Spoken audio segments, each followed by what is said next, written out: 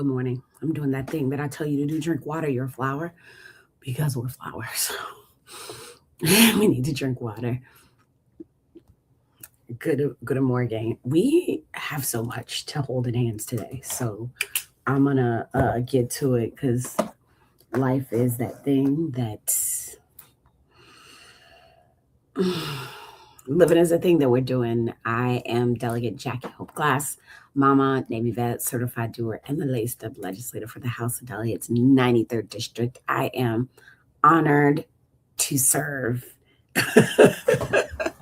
In these times, I am honored and also extremely privileged to serve. So I want to thank you guys for coming on this morning. Good morning, good morning, good morning. Guten Morgen.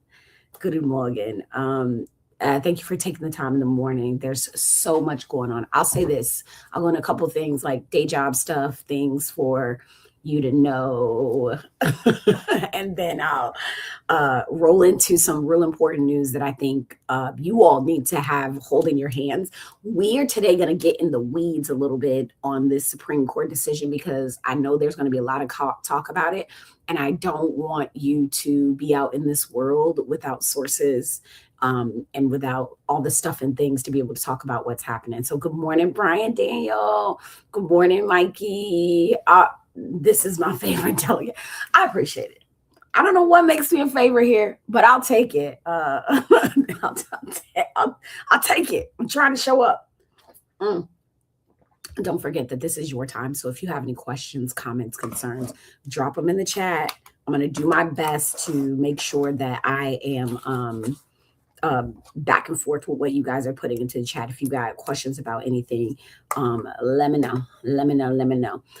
First off, where are we legislatively? I think I did give you guys a little wrap up of where we are. We have done all of the business that we're going to do for things that are going to become law on July 1st. The governor, and to look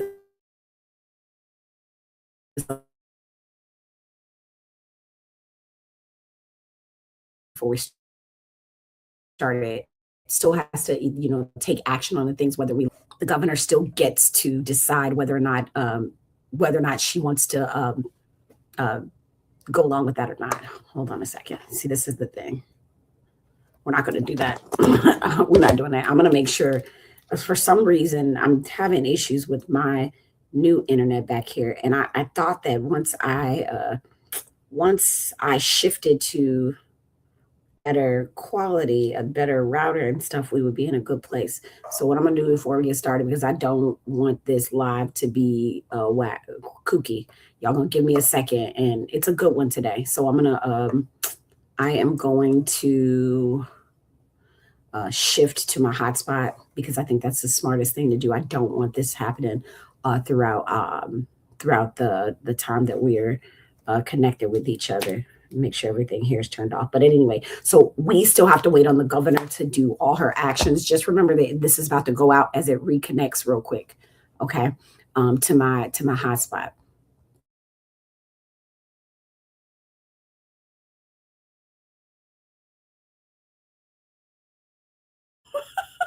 It did. Perfect. We should be back at it. Almost. I'm looking at Instagram. Great. We're back at it. Boom. We're about to be in the mix. Let's get it in the mix. So we're waiting on that. We do not have a budget. We do not have a budget.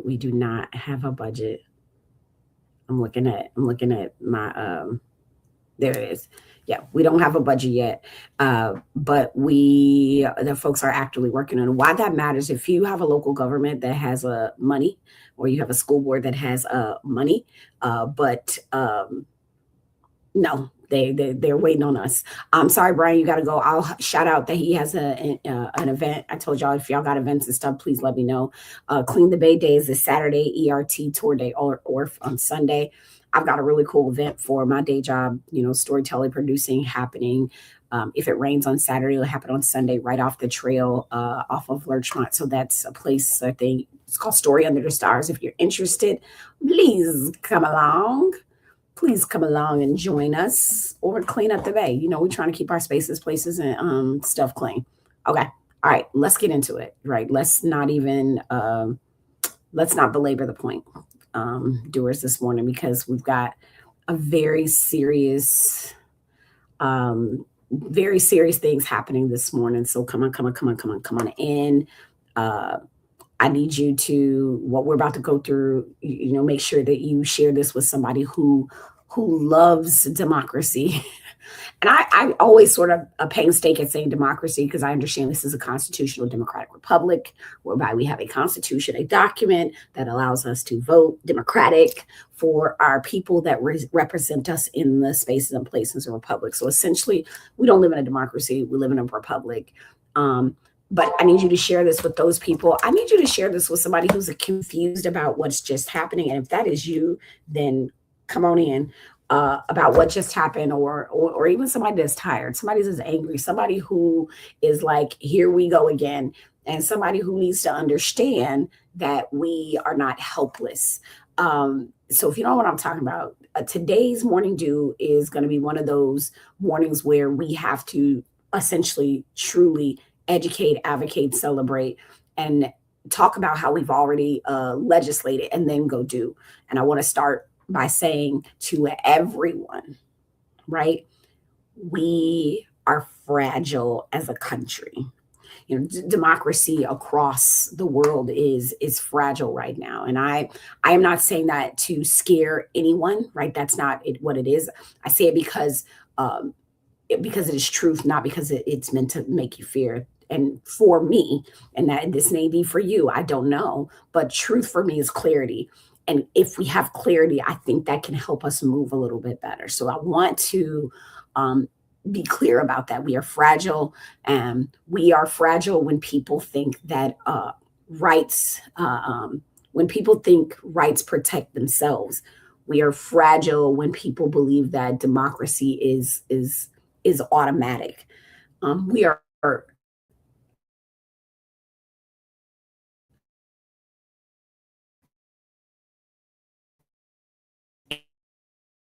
extremely fragile when people do not understand their ballot.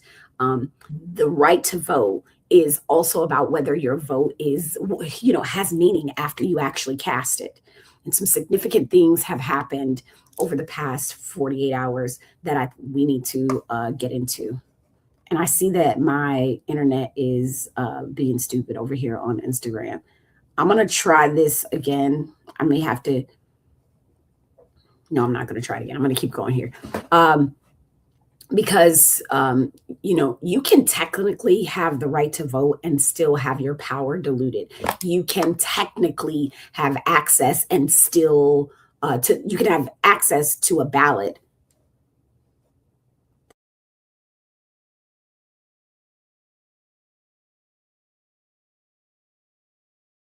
I'm not pleased. Okay. Okay, so you can technically have access to a ballot and your community is still split up so much that your voice never ends up never ends up with representation. We're gonna move to my kitchen. I don't know what's going on here, right? You can also we can also technically, and I hate using that word, technically have a democracy on paper and still have maps or rules or procedures or systems that make it sort of harder for certain communities to be heard. And so today we're going to take a breath. We're going to learn what happened, put it into historical context, talk about what Virginia has already done, and talk about kind of the so what now what, because doers, this morning, doers are not going to doom scroll. Doers are going to understand. We are going to organize and we're going to act. Okay. So I want to set the table for you. And if you do have questions, please, please, please, please put them in the comments, because this is going to be a very dense topic in a way. But I want to set the table about our three branches of government at the national level. So the Supreme Court, right? Everybody knows what the Supreme Court does, right? You know what it does? Great. But I'm going to tell it to the folks that don't know. The Supreme Court doesn't write voting laws. Like, they don't write laws. Congress writes all of the federal, the national law. State legislators write all of the state law. Local governments administer a whole lot of what people experience on the ground, the day to day. But the Supreme Court, whether it's the Supreme Court of these United States or the Supreme Court of Virginia, the Supreme Court interprets the Constitution and federal law. And then the Supreme Court interprets those laws that interpretation can either strengthen protections or it can narrow the protection. And that's why courts matter. That is why elections are so important and why legislation is so important and why just generally having civics is important. And that's also why we can't only, I mean, if we have the privilege to do it, we can't only just pay attention when it's time to vote for president. I don't want you to do that. And I know doers, some of you are like, Jack, I don't even do that. I'm in the thick of it. I do not play when it comes to, I don't come to play when it comes to voting. Thank you. We appreciate you. Uh, the people who make these laws, the people who confirm judges, which is me. I want to say this as a state level legislator. I get to be a part of choosing the judges for the area, the city that I live in. So when it comes down to Norfolk judges, me and the rest of the state legislators, we're picking judges. Like we choose them. They say we elect them, but we decide who gets nominated, and then we put them forward to the General Assembly, and the General Assembly votes them up or votes them down. It's a huge weight. So we confirm judges. The people, how about the people who draw maps? That's us at the state level. The people who sit on the local boards, the people who decide where the polling places go. All of that matters in the grand scheme of things. So democracy, or this constitutional democratic republic, is not just a single election. It is a democracy system, right? It's a republic system. And systems are protected by people who know how they work. And so when I say I need you in this work, that means that I need you to understand how this systems work. You got how this system works. You got it? Okay. Good morning. Good morning. Good morning. How does this system work? So I want to underscore the Supreme Court decision, because I'm going to talk about the Supreme Court decision, that just happened. If you haven't heard about it, you're about to hear about it today. Okay, so the Supreme Court decision that was made about Louisiana, and I think it's Callius, I can't remember the name. That Supreme Court decision is not just for Louisiana, right? Because it was a story. It's a national story, and it's for us, and for us, it is also it's also a Virginia story, because Virginians need to understand that what protections we have, what protections are at risk nationally, and what work is still in front of us. So, for historical context, right, we have this thing called the Voting Rights Act. Y'all heard of it? Give me a thumbs up in the chat if you've heard of the Voting Rights Act, right? Have you heard of it? You heard of it? Yeah, you know what I'm talking about. Voters' Rights Act, right? We're gonna go backwards to go forward. So the 15th Amendment was ratified in 1870. You got that? That amendment said that the right to vote shall not be denied or abridged or abridged on race, color, previous conditions of servitude, kindly. That was sort of the promise of the 15 minutes. But this country often had that gap between promise and practice, right? It's there's always been a gap between promise and practice. Because after Reconstruction, states, localities found ways to be around, to get around that promise, whether it was through poll taxes, literacy tests, intimidation, violence, economic retaliation, bureaucratic barriers. I could go on. And then later, what they did was maps and election structures that made sure that even when specifically Black folks and other minority communities would cast ballots, they would not necessarily those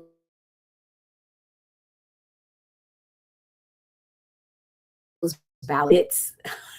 Got you. Thumbs up. I'm glad you know, right? So 15 minutes. This is super important, guys, right? Um, so uh, because of that, the Voting Rights Act of 1965 didn't come out. It didn't like come out of thin air, right? Like it wasn't like we were just like, hey, let's make this Voters Rights Act because that'll be fun, right? No, no, no, no, no. Like let's help Black folks and minoritized communities, right? That was not the goal. It came after generations of people who were being blocked, beaten, threatened, fired, evicted, and killed for trying to participate in this republic, for trying to participate in democracy. It came after Selma, after the Bloody Sunday. And these are things, if you don't know about, like I'm encouraging you to remember. Today is about having the language to stand in conversations about this. So after Selma, after Bloody Sunday, it came after people cross bridges with their bodies so that we can cross these thresholds with our ballots. Right? Good morning, Mr. Little. And I want us all to like really sit with that for a second, because sometimes I feel like we talk about voting rights like it is some abstract policy debate, which it is not. It is flesh and blood. It is people's familial history. It is American history. And this is it's the difference between being governed with your consent and being governed without your voice. Right. This is why what we just did, however you voted on the temporary constitutional amendment, you had a voice. You got to choose. You got to say yes or no. This is important, right? We are not governing without your voice like many of these other Republican legislatures. We're not doing that. State legislatures, excuse me. So the Voting Rights Act had different tools inside of it.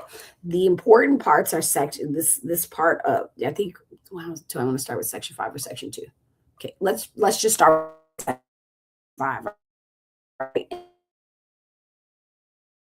And if you know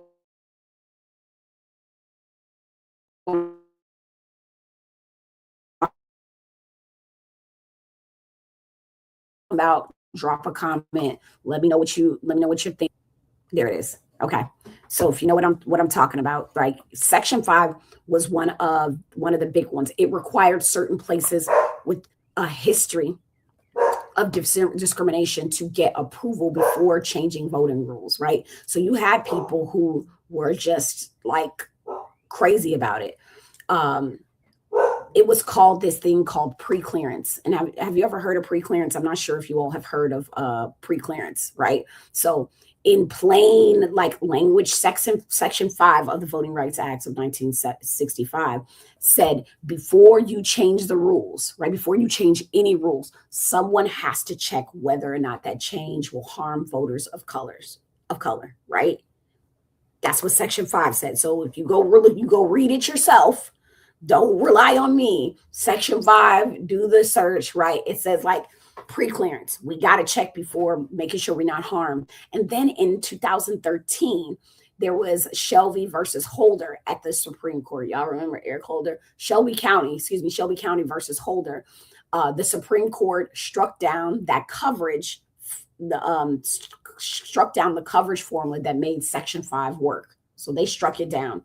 And so Section 5 is still technically there, but the engine for it, the thing that made it go, was taken out in 2013, right?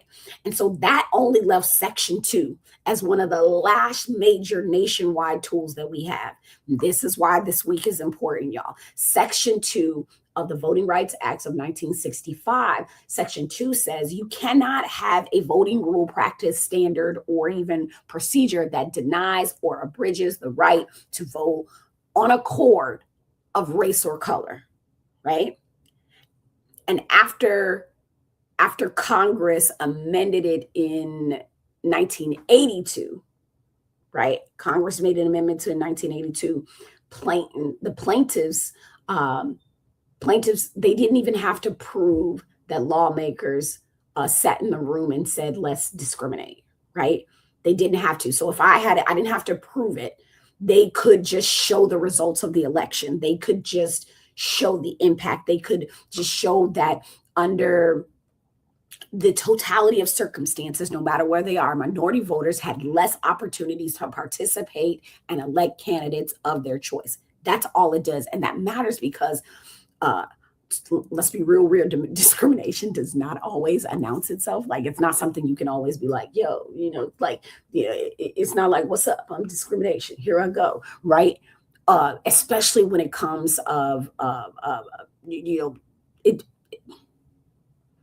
especially if you lived in the skin. Sometimes put a sign on the door for you to say, hey, here I am, discrimination. Sometimes it does show up as a map or as a polling place being moved, or in at-large election system.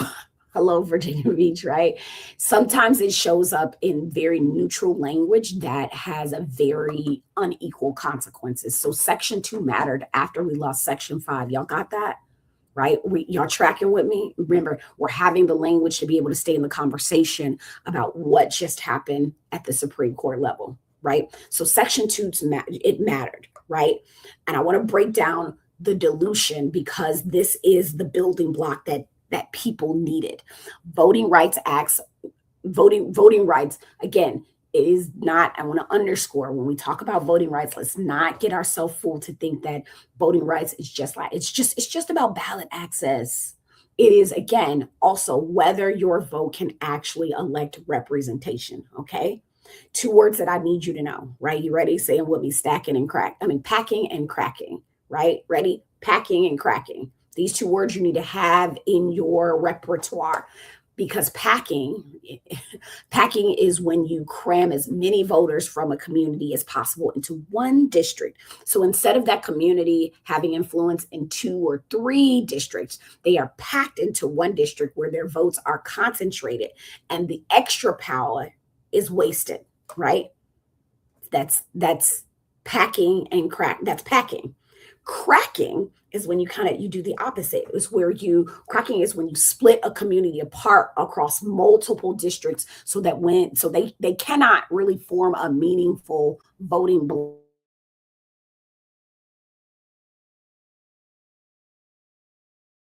block.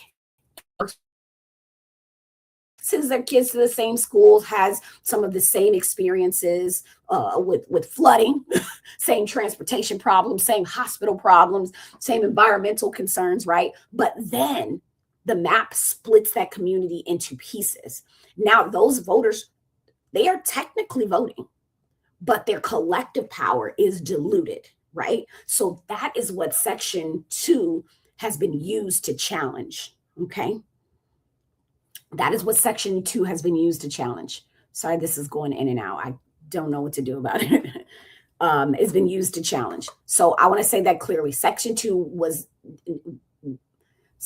never meant that every group automatically gets equal or gets representation equal to its percentage of population. That's never what Section 2 about. That is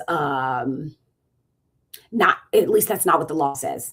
But it did mean that where minority voters, and I hate saying minority, let me shift my words because I don't believe in minority people, because I know that people of color are the global majority. I will say that where minoritized people that are minoritized voters are numerous, geographically compact or politically cohesive. That let me see what I'm trying to say. What it did mean is that those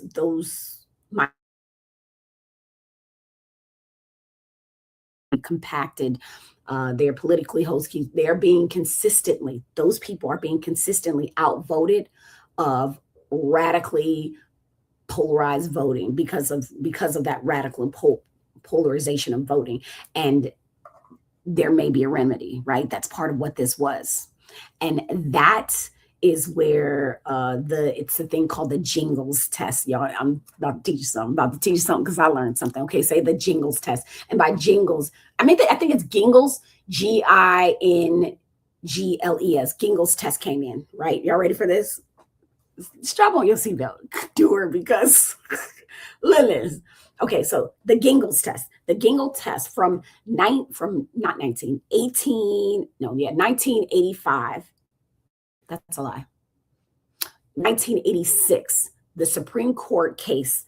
It was called Thornburg versus Gingles, right? Thornburg v. Gingles. When I say V, that means versus. They're against each other. So the courts looked at whether or not whether minority community was large and if it and compact enough to form a district, right? That's what it did. Whether a community tended to support the same candidates, whether a majority voted as a block to defeat those candidates, and then the court looked at the totality of circumstances, right? Like Gingles, right? That's what it did. It was allowing the courts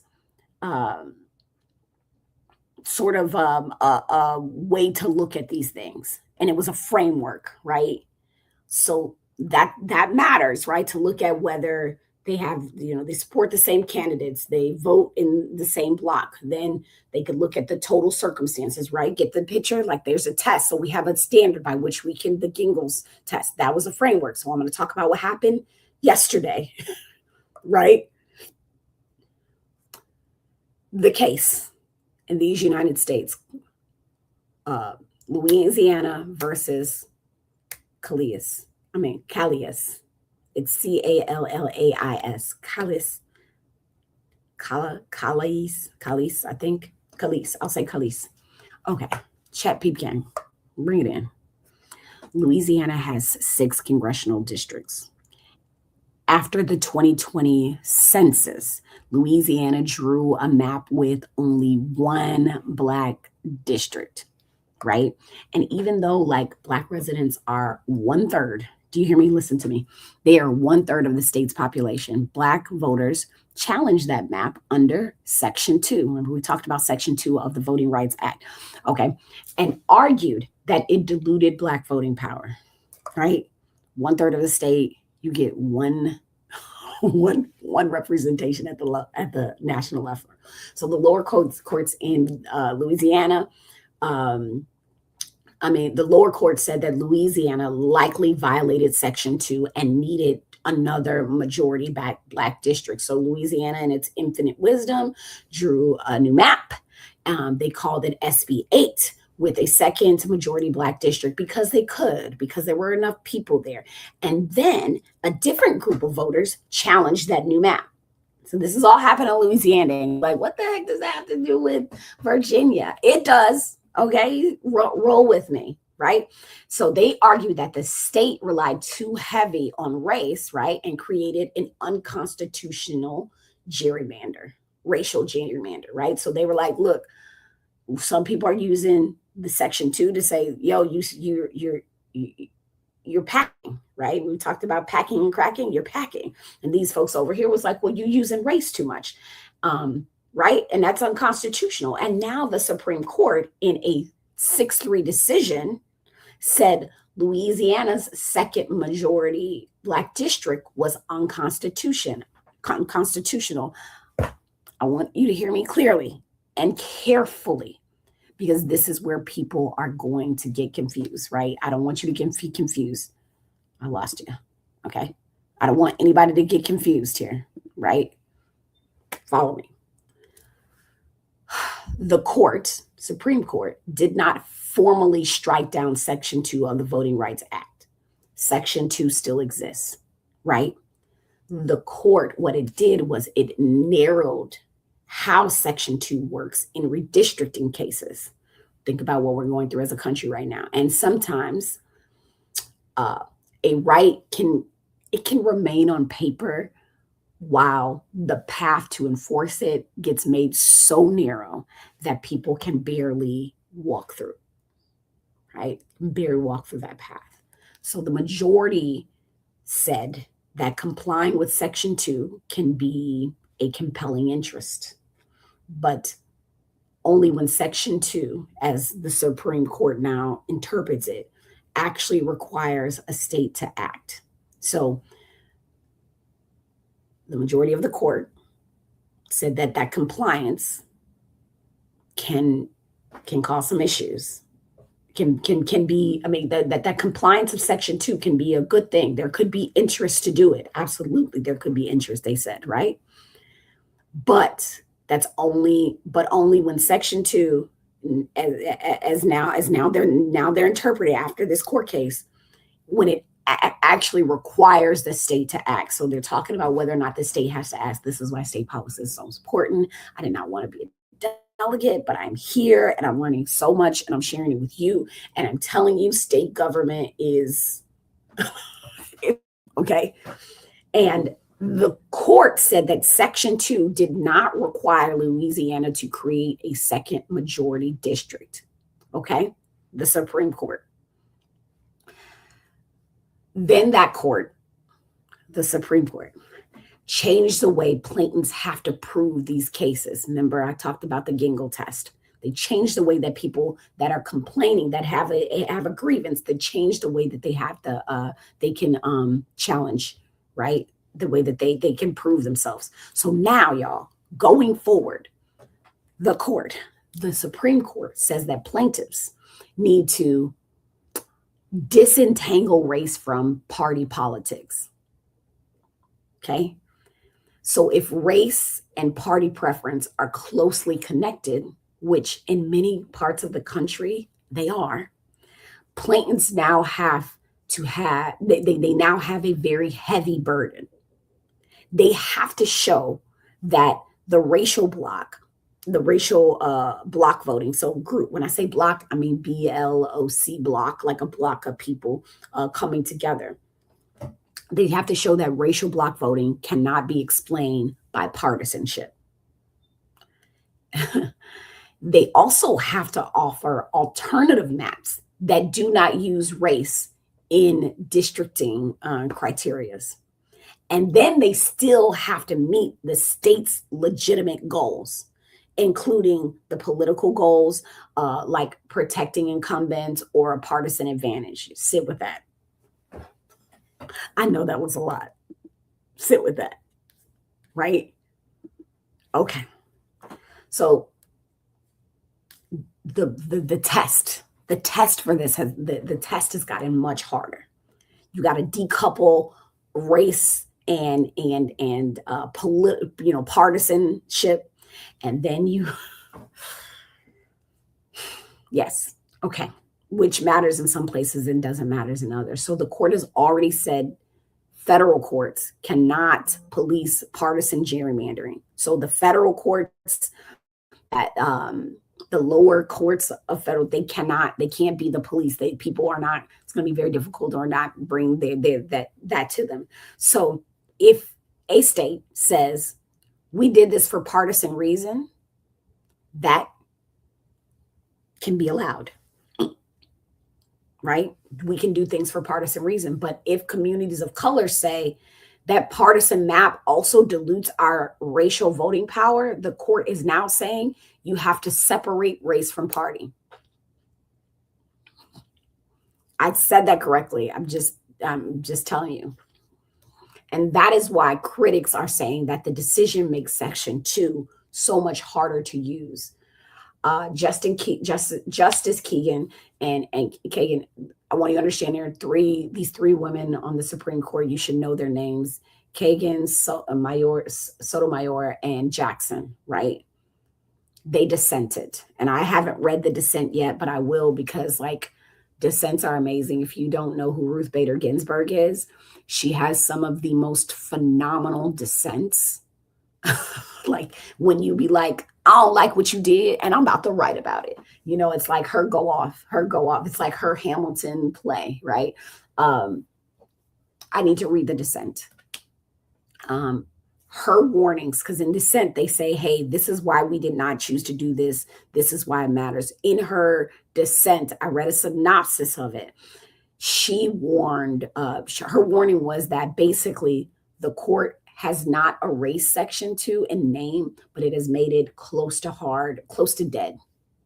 a dead letter practice for redistricting. So they've essentially killed it. And that's where I want us to understand that fragility piece that I talked about in the beginning, because one of the Supreme Court decisions, because one Supreme Court decision can take a tool that communities have used for decades and make it far less useful. One decision change what plaintiffs have to prove. One decision can open a door for states to redraw maps and say, it's just politics, it's not race. Yeah. Even when the real world effect is on minoritized communities, right? That to elect candidates of their choice, right? That is not small. That is not abstract. It is in fact a power. So what does this mean nationally? We're getting there, y'all. I mean, I'd like thank y'all for hanging with me on this, because this is so important, and I wanted to live, right? I wanted to live here. Yeah, unfortunately, this is where we are. I see you, Breon, right? This is where we are in 2026, and this is the thing is like, be not hopeless. Be not hopeless, because not only is this where we are as 2026, but just imagine where we are before 1965, before the Voting Rights Act even exists. So what a time to be alive, because I believe that the pendulum swings. And if you believe that the pendulum swings, then you know that there is no place to lose hope here. You and I sit before you as a state legislator because of the work that was done. And I don't know what we're going to build for my grandchildren, but I know we're going to build something. I know that the pendulum swing, but I want us to also be educated, and it cannot swing if we keep operating from news headlines. It cannot swing if we are not living in community, if we're not building community. I assure you that community is not the resistance, but it's the antidote. And so what this all means nationally, it means that there may be new attempts from states to redraw congressional or legislative maps. Louisiana just can't, as their governor is trying to cancel their primary for the next election.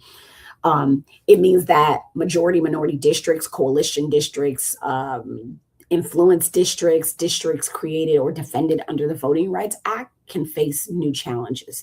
It means that voting rights lawyers will have a harder road in federal court.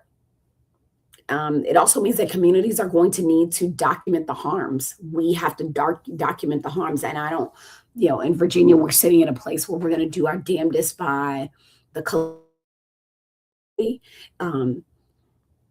that we have to get folks nationally understanding that we have to document the harms. We have to organize early and not wait until after maps are already in place. Maps are important. Remember, voting rights is not just about casting a ballot. It's about making sure what happens, that vote matters afterwards. And that means that Congress matters in this situation too, okay? Congressman Bobby Scott, my congressman of the 3rd District, he is also the co-chair of the Congressional Voting Rights Caucus, put out a call where it actually belongs. I saw his statement and I was like, he put this call out exactly where the call belongs. And that is, Congress has to respond. And I'm gonna help y'all understand something after this. Congress has to respond. That means that the John R. Lewis Voting Rights Amendment Act has to be part of the conversation. If you don't know what it is, I'm not going to put too much into it in this conversation, but these are the things I need you to have at your back pocket, doers, as you sit in conversation. That means that also that federal voting rights protections have to be restored and modernized. And I want us to understand that when courts narrow the tools, legislators, national, federal, we have to sharpen the tools, right?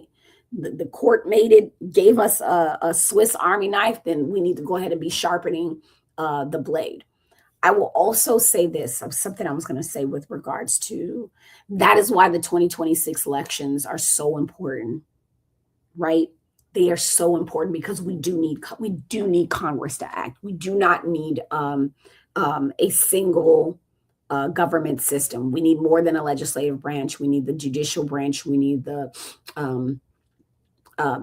executive branch and legislative branch. And this is why those choices of who we choose matter so much.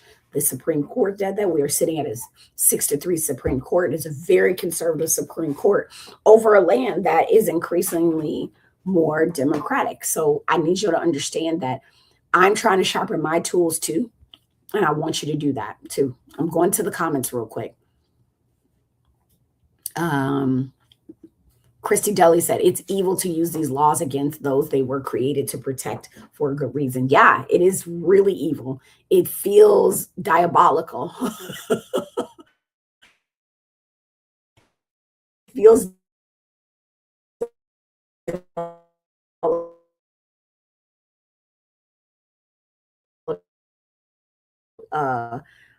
it feels diabolical. Showed Jackson dissents are amazing. Let's just do that.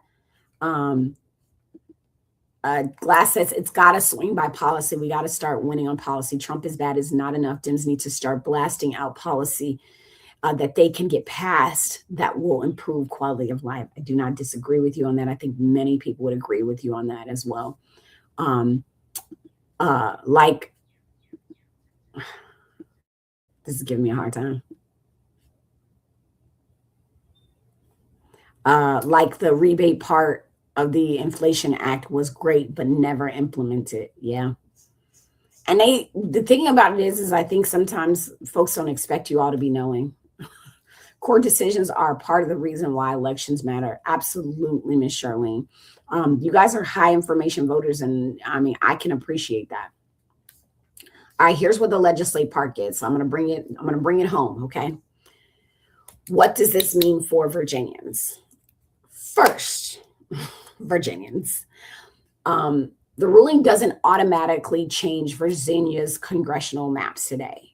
There's been some reporting from, political analysts in our backyard that say they don't expect immediate changes in Virginia's map because Virginia does not currently have congressional maps that are over 50% majority minority in the way that Louisiana districts that they were. But I don't want anybody to confuse no immediate map change with nothing to see here, because that's not what that means. Virginia still need to pay attention. You still need to pay attention. If you haven't learned, we are in a national, we are the United States of America, and I need you to keep that in mind. Because the federal protections have been weakened, and when federal protection are weakened, state protections matter even more. Here's where I can give you a little bit of hope. Virginia did something profoundly smart and important. We passed the Voting Rights Act of Virginia. If you ain't heard of it, put it in your back pocket. And also, not only put it in your back pocket, put the woman at the if you think about Lady Liberty of Voting Rights Act or voting rights in the Commonwealth of Virginia, what comes to my mind is Delegate Marcia Price, or Cia Price. Some of you may know her. And I need y'all to understand. I need y'all to say her name, go to her Facebook. She don't like to post and stuff. She not like that. But this woman is a workhorse when it comes. She is the first Black woman to chair the Privileges and Elections Committee. She is the driving force behind the Virginia Voting Rights Act. She was the driving force behind us having clarity and understanding about this recent election that we just had. This woman is saving democracy and sustaining it in Virginia. And I need y'all to understand Delegate Marcia Price, because leadership matters in these moments. Leadership matters. Preparation is so important. State law is important. And Virginia, because of Delegate Price, did not wait for the federal House to be fully in order before she started helping us build protections at home, building protections right here in Virginia. Here's the thing. The Virginia Voting Rights Act, it protects voters from the denial, the dilution of the right to vote based on race, color, membership in language, or minoritized group. It includes protections for, includes protections around like minority language access, because that's a thing. We do not have a national language.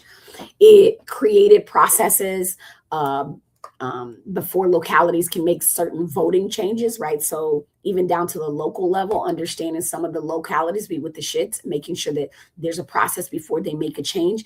It allows public comment.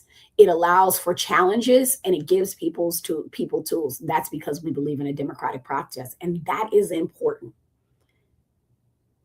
Virginia law covers things that happen close to home, right? It changing from district elections to at-large elections, moving or consolidating polling places, changing districts or wards boundaries, redistricting interpreter service, restricting interpreter service, failing to provide materials in the required language. These are the kinds of issues that are not theoretical. They're the kind of changes that can make it so much harder or make representation so much weaker without people noticing until it's too late. And so Virginia law, thank you, Delegate Marcia Price, right? And the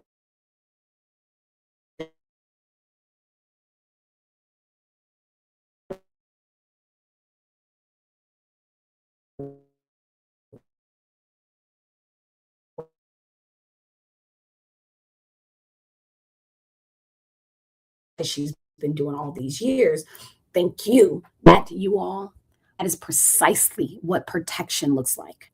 Virginia's got it. What I also need you to understand is this, is that state law doesn't overrule the United States Supreme Court on the federal Constitution. So we are not immune from national consequences. This is why, I hope I'm still here. Yep. This is why, this is precisely why the redistricting Constitution, us giving you a choice, mattered so much. We are not immune from national consequences. Okay.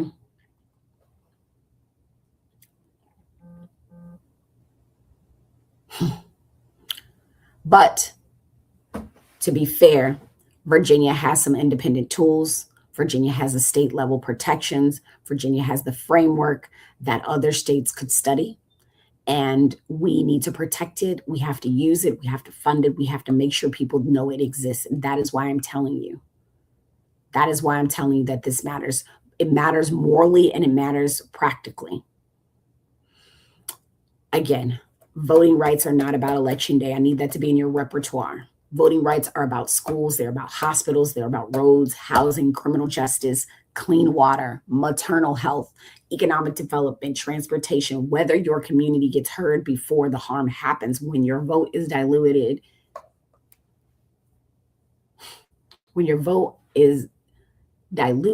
your needs are easier to ignore. It doesn't matter who's in power. When your district is drawn to silence you, that means that your lived experience gets pushed out to the margins. And when communities cannot elect candidates of their choice, policymaking, it does not it doesn't magically become neutral. It often becomes less accountable. And I need people to stop treating voting rights like it's a Black issue or a brown issue or a party issue. Voting rights are a democracy issue. It is a republic issue because once the government can weaken one voice, the tool is built. The tool is built and it can be used again. And that is why we, you, me, we cannot shrug. That is why we cannot say, well, I live in Virginia, not in Louisiana. So, and no, remember, we live in these United States and our rights are connected.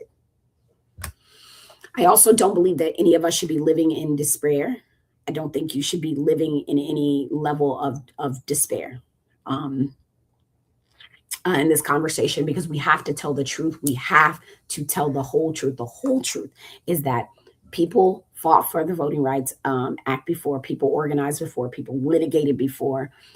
They legislated, they marched, they won. And in Virginia specifically, we have proof that states can act, right? Just based off the Virginia Voting Rights Act. Again, thank you, Delegate Marcia Price. We have proof that leadership can actually matter, and we have proof that when you understand the threat, you can help us build the protection, and that we can do it. So yes, are we concerned today? Absolutely. Are we powerless? Absolutely not. We essentially, you and I, we are heirs to people who did more with less, right? We are the heirs to those folks that did more with less. They didn't have social media or live streams like what we're doing right now to talk to each other. They didn't have the same tools we have, but what they did have, and I'm hoping is still in some of y'all. I'm hoping it's still in some of y'all. They had courage. They had discipline, organization, and they had a deep belief that the future deserved their effort. And you got to ask yourself in this work, does the future deserve your effort? And if it does, we're not fucking panicking. We're not panicking. We prepare, we don't freeze, we focus, we do not just complain, but we do go do. And the so what, now what, right? As we wrap up today. So what is a certified doer to do now? The number one thing I think you need to understand is learn the basics and teach somebody else. The reason why this live was so long is because the headlines are going to start getting longer. They're going to start telling you about this thing. And I don't want you to ignore it. And I also don't want you to not have context. So learn the basics, teach somebody else. You want to know, I want you to know these words, right? Section 2. Because we talked about that. That's vote dilution, packing, cracking, majority district, racial gerrymanders, partisan gerrymander, pre-clearance, right? The Virginia Voting Rights Act. You do not have to be a lawyer. I am not a lawyer, but you do need to be a citizen who understands when power is being moved around, right? Right? Teach yourself, teach somebody. Number 2, watch your locality. I remember I told you that the Virginia Voting Rights Act goes all the way down to the local level. Check your council, your board of supervisors, your school boards, your registrar. Are your polling places being moved? Are your precincts being consolidated? Are districts line changing? Are at-large elections being proposed? Are language access obligations being met? Like, that is also important. Local democracy is where a lot of the harm starts and where a lot of the protections happen. And so part of this is understanding that the Virginia Voting Rights Act brought this down to the local level. Number 3 is to show up in public comment. And guess what? The thing about what we have at the state level, and maybe what some of your councils and stuff have, is public comment is not as hard as we like to make it to be. And it doesn't need to be something beautiful and long and all these different things. Public, under Virginia law right now, certain voting changes have to be published and open for public comment. And I don't want those notices just sit there where nobody is reading them. Read them, read what other people are saying, share them like you do on Facebook, ask questions, submit comments, bring data, bring lived experience, bring community. Like, we're always hearing about the Chesapeake done this, and Virginia Beach is at large maps. Like, these are things that we are still dealing with today, right? Number 4 is document the problems. Even if you're not here, you may have family in Louisiana. You may have family in other places. If voters are turned away, if language access is not provided, if polling places have changed, people are being intimidated in communities, are in ways that don't make sense. We have to document it. We have to have dates, times, names, locations, screenshots, notices, maps. We cannot fix what we cannot prove. If I've told you anything or showed you anything today, it's like the burden of proof has gotten so much higher. Folks cannot fix. Ask your member of Congress, I don't care who they are, where they stand on restoring and modernizing the Voting Rights Act. Ask about the John R. Lewis Voting Rights Act amendment. And if you don't know about it, go learn about it and ask about it. Ask whether they are doing what they're doing in response to the Supreme Court decision within the last 20 to 48 hours, the Louisiana versus Calise, right? And at the state level, You should be asking your legislators, what are they doing to protect the Virginia Voter Rights Act, to educate voters about it, to make sure that localities comply. Six, I'm about to close. Vote in every freaking election, not just the big shiny ones. Everyone, primaries, specials, locals. I was elected in a special election. Constitutional officers, that's your sheriff, your treasurer, your commonwealth's attorney, your clerk of court, your commissioner of revenue, right? School board, city council, House of Delegates, state senate, all of it. We have local elections here in Norfolk this November. The thing about it, at least one thing that I feel like I learned is that people who want power are counting on fatigue, and I don't submit to giving them that. The last thing I'll say is become a part of the infrastructure. People are infrastructure. Hope is infrastructure.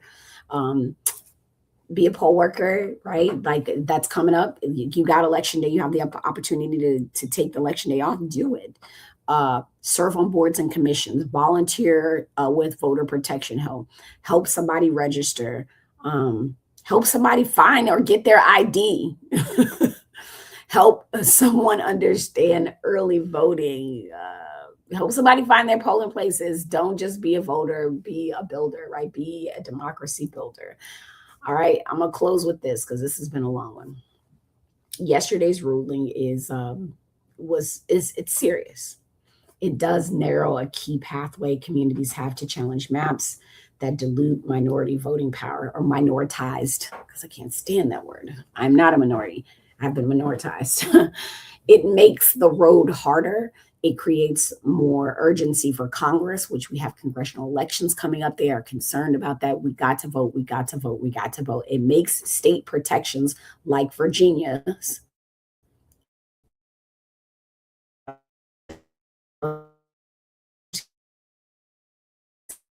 more important, but it does not erase our responsibility. Does the story of votes is in America has never been a straight line. It has always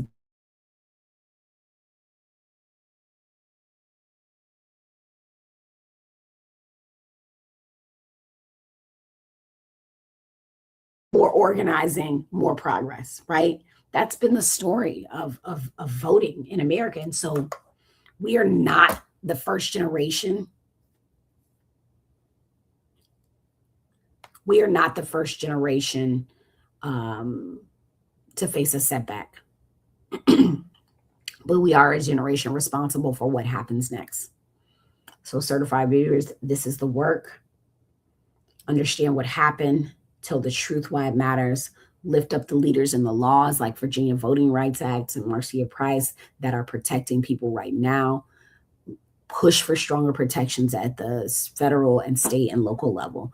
Then go back and check your own registration, your locality, show up, document, comment, organize, vote, because democracy is not a noun that we admire.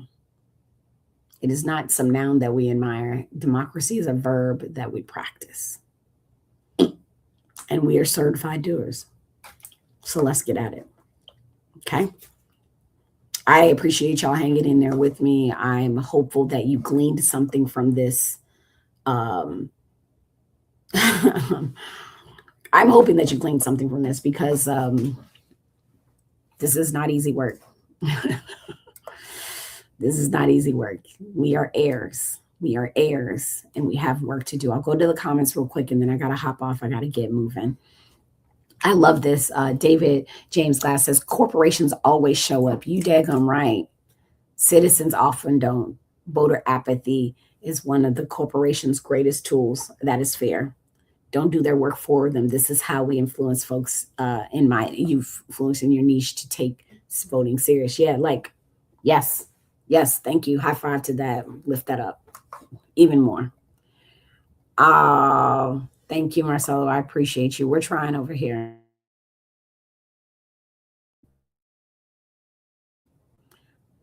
Christy says, let's see. My city council voted unanimous to rezone for a data center in my ward without public input. I'm so sorry. I'm so sorry.